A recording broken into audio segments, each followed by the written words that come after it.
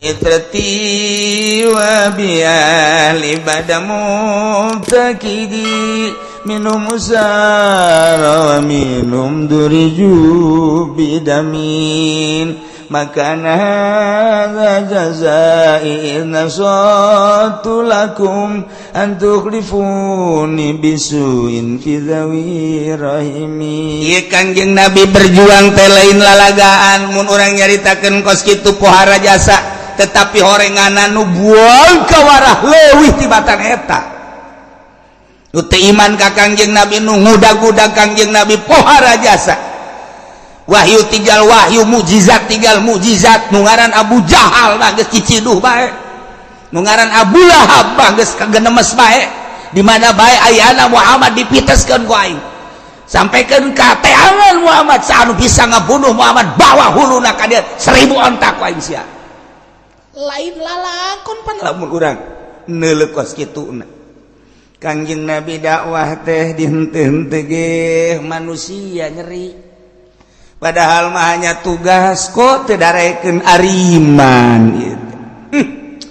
Ai sugan urang mah ketika Kangjeng macakeun Al-Qur'an macakeun mukjizat jelema muhun kabeh sumuhun kabeh iman kabeh henteu horenganan.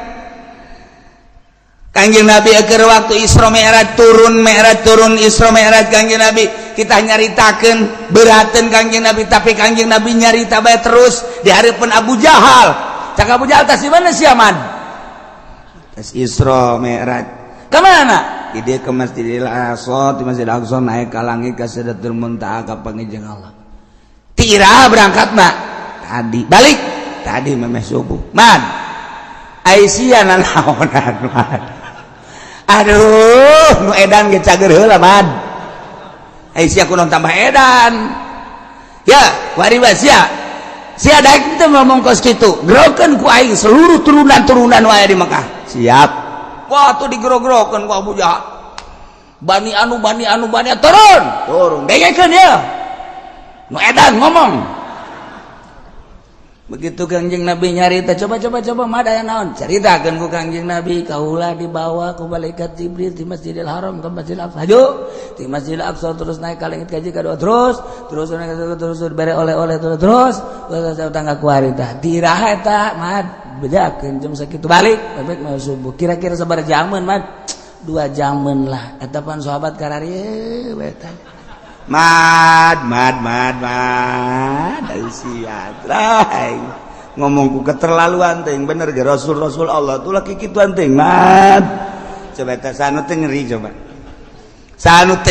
coba sing balalieur geus lah sia-sia aing wae geus lain percaya Pak tinggal hiji deui cak Abu Jahal coba sahabatna ye Abu Bakar ye coba bakar ka dieu aya naon ieu mah memeh sia ka ditu aing di bejan heula cak Abu Jahal aya naon ieu Muhammad bebejana tas Isra di Masjidil Haram ke Masjidil Aqsa di Masjidil Aqsa naik ka luhur lagi ka Sidratul Muntaha cak nyana bapami jeung Gusti Allah cari cak nyana terus balik deui sekitar 2 jam siap percaya teh Abu Bakar hayo cak Abu Bakar leuwih ti eta lamun Muhammad aing mah percaya jasa leuwih ti eta aing mah kaluareun bumi aing percaya sia sok aju kitu anan Bakar aduh antak gelar asidik teh di dinya mun Muhammad pelakuna leuwih ti eta aing mah percaya jasa geus teu bisa diganggu gugat deui ieulah Sidina Abu Bakar nah ieu mah keur carita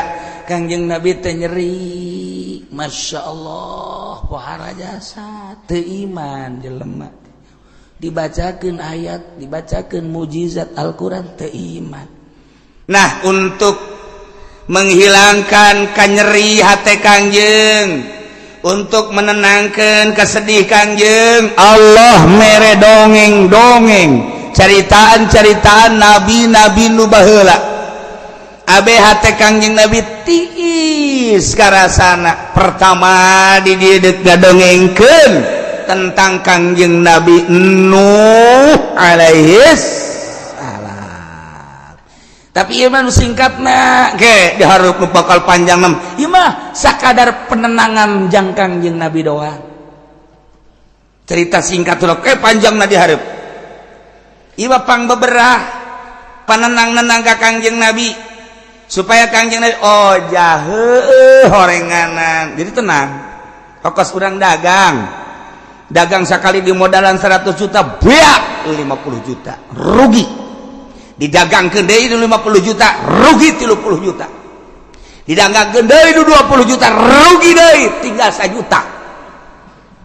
Tinggal 1 juta kumaha ngalamun mainnya di imah dia kolong Pak. Lamun eta bisa sasada hulu lamun sasada kadege urang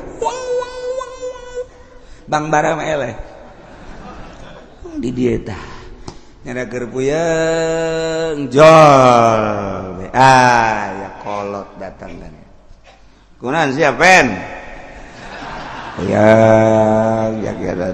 dagang kunaon dagang ambalaya sakeuna ambalaya kunaon atuh modal 100 juta beak 50 juta dibalanjakeun deui beak 30 dibejalkeun deui beak kuat tinggal 1 juta can sabaraha tah mah pen sakitu hah can sabaraha ya lalakon aki baheula aki teh dagang teh tuh hektaran tuh dijual pakai dagang ke Jakarta nu di imah mapan ngarep-ngarep datang pertama rugi datang kedua rugi beak ku aki dijual jeung imah-imahna atap pamajikan dijual pen jeung pamajikan ku abeh dijual ai aki meuli deui nu anyar wah si aki bolon teman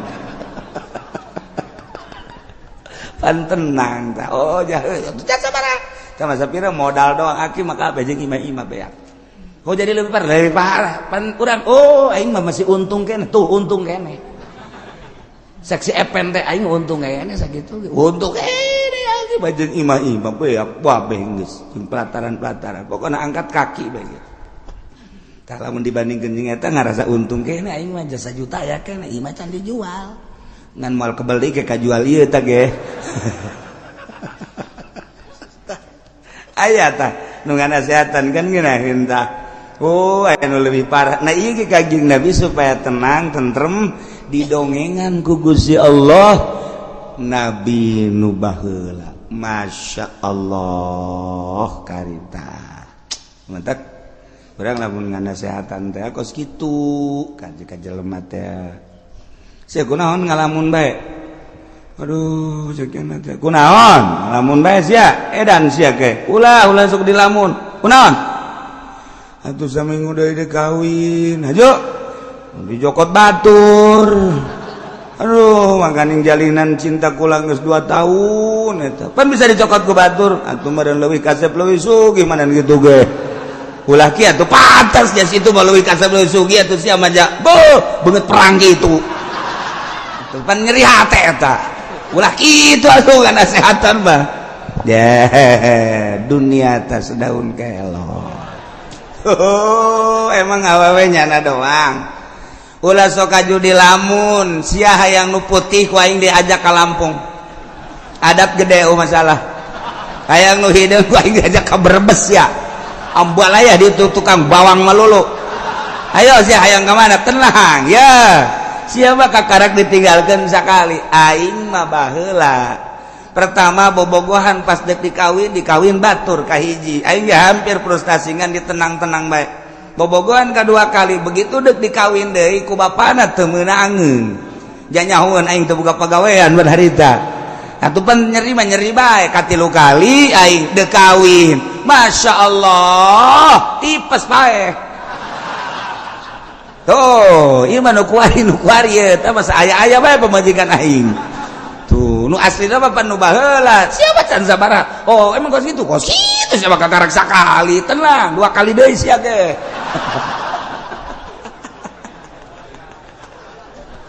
pan tenang tak ka hate jadi sarua ye tuh aing sarua lah tuh sapira awewe geus bae bikeun bae neangan deui semua ke dilamun segala rupa awak geus kuruki usia deuleuh aing teh 3 kali aing mah teger keneh bae kan ngeunaheun kana hatena ngeunaheun coba lamun nganasehatan atuh sia sih tadina tuh kunaon diantepkeun heueunya tuh aing ge milu mikiran ka sia tah makan ngaranna eleh kos kitu mah eleh gitu kan deuk kumaha urang kadukun pan kudu make modal wiridan ban sia lain ahli wirid geus kieu mah geus mancak aing mendingan ngagejeburkeun ka sumur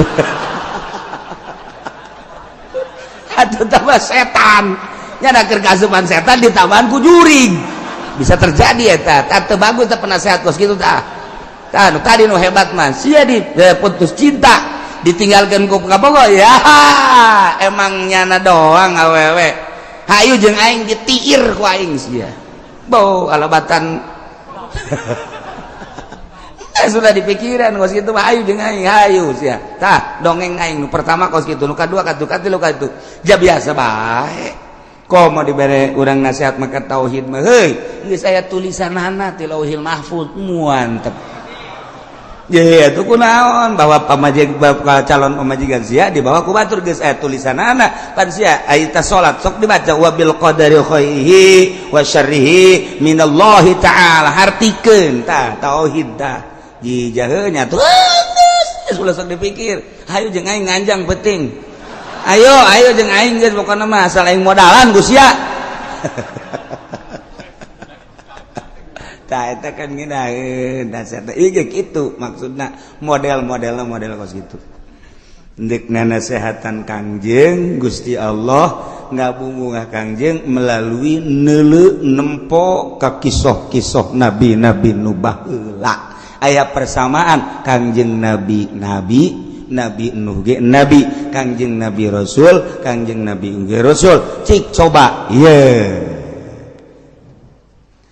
laqad arsalna nuhan ila qaumihi faqala ya qaumi ibudullah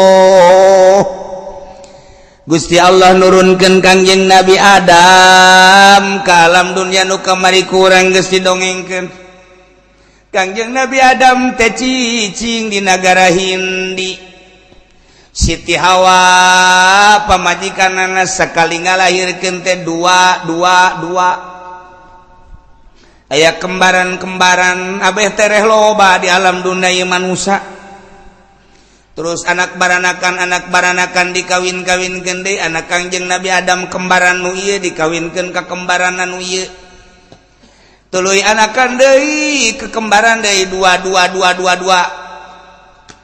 jadi di zaman Kangjeng Nabi Adam geus loba lantaran hirup teh 1000 tahun patuh jelema teh loba di zaman Kangjeng Nabi Adam teh ngan encan saloba kuari ngan geus rada lobana mah dua sakali ngalahirkeun di antara turunan Kangjeng Nabi Adam teh aya nu ngaran Nabi Uknuh teh nyaeta Kangjeng Nabi Idris alaihi salam kulantaran Kangjeng Nabi Idris mah teu lila di dunyana diangkat ku Gusti Allah ka langit ka 4 kuarigi aya di ditu anu ngalalakon manehanana hayang kapanggih jeung malaikat maut Kangjeng Nabi Idris kos kumaha malaikat maut aing mah hayang silaturahmi bebeja ka Gusti Allah Gusti coba datangkeun malakal maut ka dieu hayang wau teu kira-kira wau teh jeung nu kitu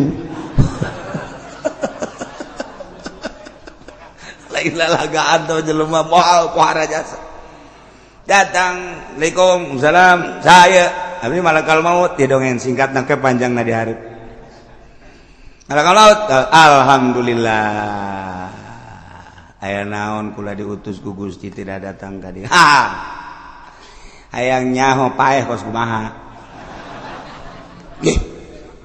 cek malakal maut sok jadi paulah pake lalagaan maut mah ulah pake lalagaan teh nyeri hayang nyaho nyerina coba kos kumaha hayang nyaho bae hayang nyaho nyerina bae kos kumaha sok pake lalagaan teh teu meunang bejakeun ka Gusti Allah nyobaan gitu aing nu ngaran Idris ambo kira-kira aja bebeja malakal maut DP ka Gusti cobakeun ayo cobakeun cabut teu kebal diasupkeun deui udang kumaha itu sabulu-bulu nyeri jas. Aduh, bawa tanding nama nyerina sabulu-bulu nyeri lain lalagaan. Embung aing nyobaan deh embung jagian. Ada tau bah? Aduh. Aing paeh geus sakana. Aing angkat aing nilai neraka. Ye atuh pada aja paeh makan neraka. Neuleuh heula bejakeun ka Gusti Allah aing ka neraka kitu. Ye ka neraka mah kan kudu paeh heula kan geus tadi.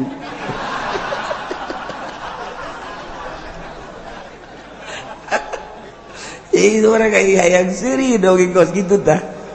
Bejakeun ka Gusti Allah. Beja ka Gusti atuh ai paeh geus sok ka neraka keun atuh neuleuh nya ka neraka. Oh. Muringis kanjing Nabi dis neuleuh neraka ku pohara-pohara teuing cekeun ka neraka. Beres.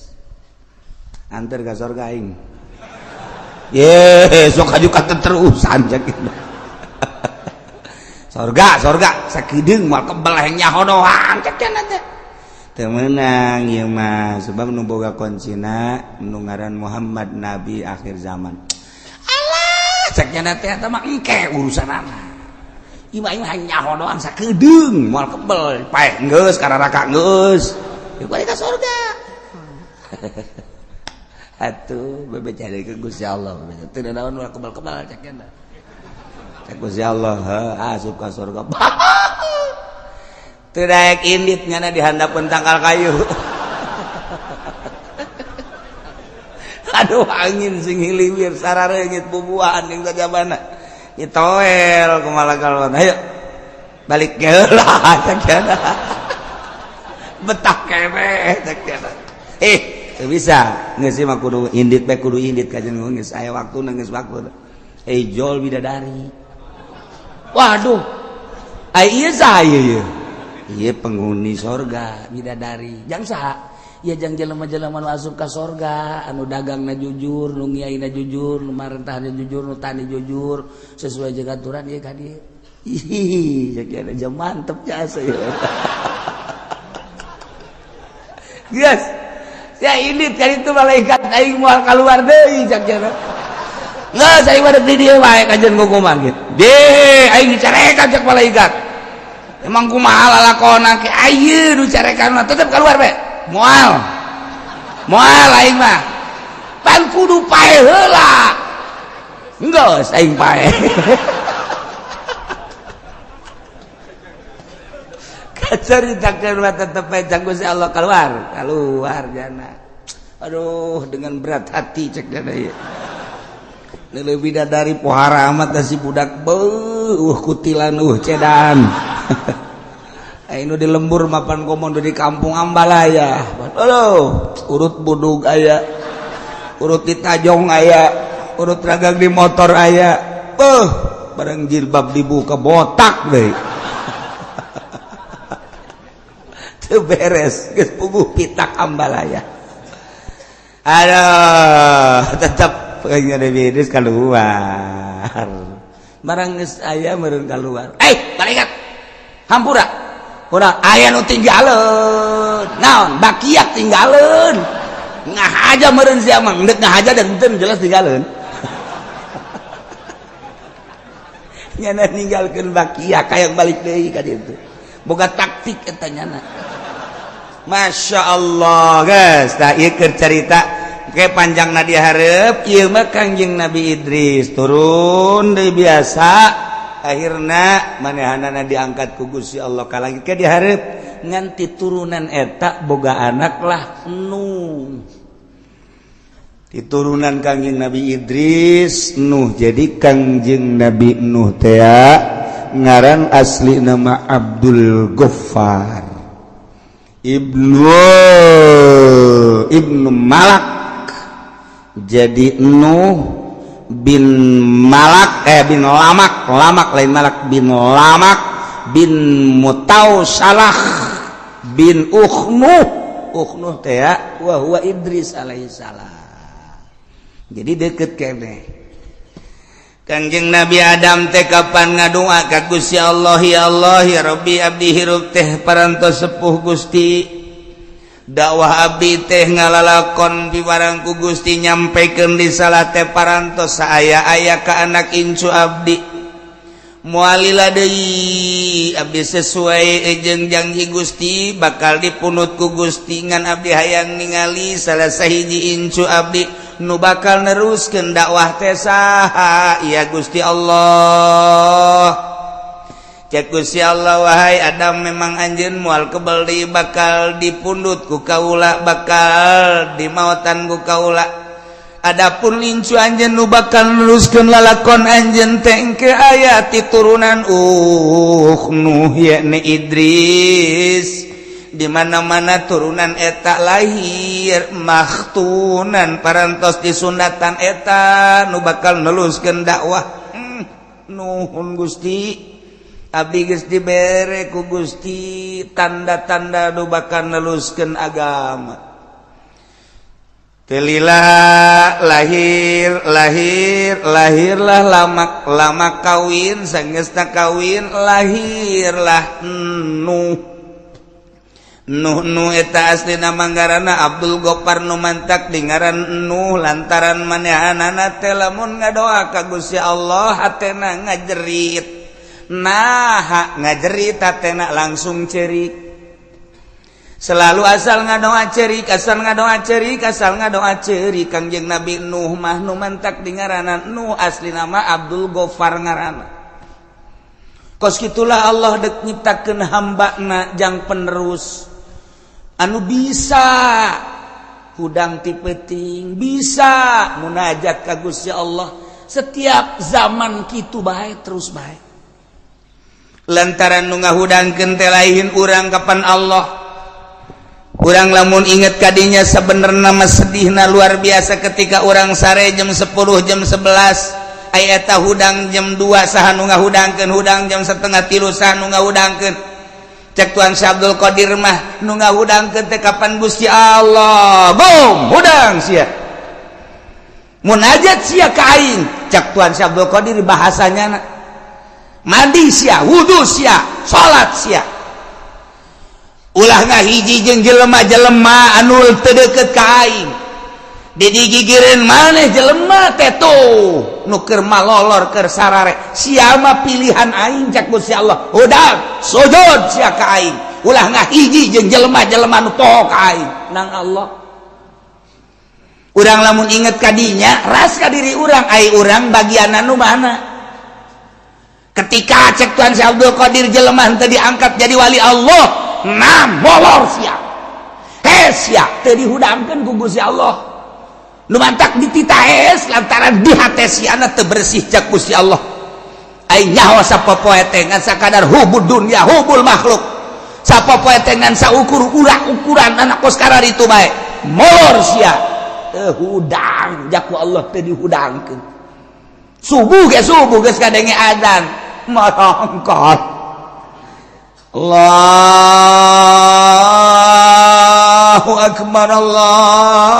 akbar bandeng awan teh sebudak dicocokan jeuli teu boga bagian molor cak Allah ya Allah ya Rabbi ketika orang dihudangkeun ku Gusti Allah titih misah jeung jelema nu sarare berarti jelema pilihan lain sabarangan di tengah-tengah kesibukan beurangna nu ngajar teh nu dagang teh nu di kantor teh ketika dipilih ku Gusti Allah bisa bae hudang tengah peuting seakan-akan hudang sia mah ulah ngahiji jeung nu hees itu mah jelema-jelema anu jauh jeung aing sia mah pan deukeut cai hudang hayu geura hudang dihudangkeun ku Allah. Nah, Kangjeng Nabi nu asal ngadoa kurucut cai mata asal ngadoa kurucut cai mata urang ge sering ngurudkeun cai mata di mana-mana neuleumio can kabayar kurucut cai mata neulapan saasana ditarik ku dealer kurucut cai mata ningali kawewe di Ciduhan urang gawe urang bogoh kurucut cai mata urang mah urusanna kos kitu malulu. Ketika bisnis pembebasan tanah orang milu jeung calo ai praktek tadina urang aya saya tikmah lah 50 ge lumayan sameter begitu bat dibayar orang tadi bere kurucut jai mata urang mah urusanna kos kitu balulu teu pernah ngadua Gusti dosa abdi sakolong langit pinuh ku dosa abdi mun abdi paeh teu dihampura Gusti meureun dibeulem ku rucun cai mata urang masuk kitu teh sakieu ge urang ngaji bae teu dak ceurik atuh komo si eta geus lah pokona si eta bae lah tuh ya Allah ieu begitu lahir ke alam dunia barosot kacaritakeun aya hiji bayi lahir ke dunia makhtunan parantos disundatan lapor ka Kangjeng Nabi Adam Kangjeng Nabi Adam langsung ngadoa cunduk kana waktu ningang kana mangsa Gusti abdi teh dijanjikeun ku Gusti di mana geus aya hiji bayi nu dilahirkeun parantos disundatan abdi moal alami deui ngalayat Kangjeng Nabi Adam ka Kangjeng Nabi Nuh diais disun ku Kangjeng Nabi Adam arangna disun pipina disun titip umat cek Kangjeng Nabi Adam lanjutkeun perjuangan aki kade ulah gimbir ku kafir ulah gimbir ku maksiat ulah sieun tabahkeun hate manehna lanjutkeun perjuangan agama Allah nu saat ieu bakal aya di leungeun maneh dibikeun ka bapan kageteun bapan aku ngomong gitu sih teu nyawa lalakon panjana mana ge kagot teu nyawa lalakon nu nyawa lalakon Kangjeng Nabi Adam urus nya de geus Kangjeng Nabi Adam balik teu lila Kangjeng Nabi Adam munajat naon Kangjeng Nabi Nuh terus gede Kangjeng Nabi Nuh mah dibere laduni ku Gusti Allah bisa nyieun peso seukeut kemudian pake ngaraut na bisa anjas tidinya boga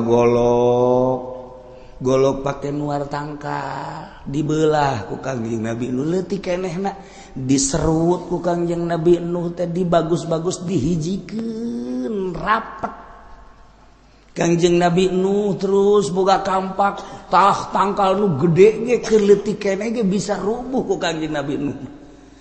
Masya Allah ditonton ku jelema loba ieu budak leutik keneh geus boga keahlian eta lamun ngarautna rapi jasa eta lamun ngerut rapi jasa jadi kasimpulanna Kangjeng Nabi Nuh dibere ku Gusti Allah kaleuwihan ieu urusan perkayuan bisa aja ka Kangjeng Nabi Nuh mah lamun dicekal kieu ye tek geus ditanang wah ieu bakal jadi pihang ditanang oh ieu mah bakal jadi kitu naon ngaranna papan ditanang kos ku ari tukang batu ditanang oh ieu kutilna dipiceun bisa ieu sagala kutil batu gaya kutilan ieu kurapna dipiceun jakena ieu bisa ngoeng bener jadi bagus. Eta kuari tukang batu, eta wah kuari teh batu geus puguh nu di Sulawesi, di Kalimantan, di Garut, di bagut batu bangkong ge kunyana di kitu-kitu. Geus teu meunang lagi batu kuari main sewot-sewot bae geus pokona. Kebal-kebal mah jempol pamajikan kunyana set. Masyaallah. Iyalah Kangjeng Nabi Nuh alaihis salam langsung cek Gusti Allah Muhammad dengekeun kisah Nabi aing baheula demi Allah laqad yakti nyata jelas arsalna kaulan wagung utus Nuhan hiji hamba nu ngaran Nuh diangkat ku kaula jadi nabi jadi rasul ila qaumi ka kaumna Kangjeng Nabi Nuh teh kita ngajakan kaumna dengan bahasa ya kaum kaula ubudullah kade ulah salah mangeranan pangeran ku anjeun Allah ibadahan Allah sembah ku aranjeun kabeh Allah malakum min ilahin ghairu aya deui keur aranjeun pangeran salian Allah lantaran nu ngayakeun langit bumi Gusti Allah katut eusina nu ngurus urang ge Gusti Allah nu ngahirupkeun Allah nu ngamaoteun Allah anu ngalempangkeun Allah nu ngadiukeun Allah ngarobahkeun jeung ngicingkeun Allah anu ngukur segala rupa urang teh Allah nu nyugihkeun nu nyusahkeun Allah anu bakal